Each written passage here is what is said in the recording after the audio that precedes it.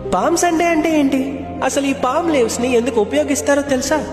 ఆ కాలంలో రోమా పాలనలో ఇబ్బందులకు గురవుతూ ఆధ్యాత్మికంగా స్థిరత్వం కోల్పోతూ ఉన్న ప్రజలు చేతులతో ఖర్జూరపు మట్టలు పట్టుకొని క్రీస్తుని స్తుతిస్తూ ఆహ్వానించారు.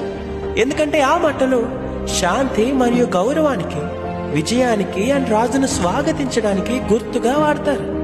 ఎస్, ఆయనను గౌరవించారు, ఆహ్వానించారు, కరెక్టే. కానీ ఆయన నిజంగా ఏమై ఉన్నాడో వారు తెలుసుకోలేకపోయారు.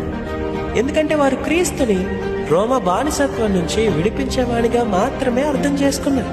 ఆయన ఎవరు అనేది వారు సరిగ్గా గ్రహించలేదు.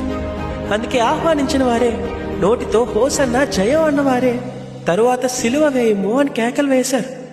అందుకే పామ్ సండే అంటే ఆ మట్టలు పట్టుకుని ఊరేగడం, ఆ పామ్ లీవ్స్ తో స్తుతించడం మాత్రమే కాదు, ఆయన కోసం, ఆయన మనసు కోసం తెలుసుకోవడం.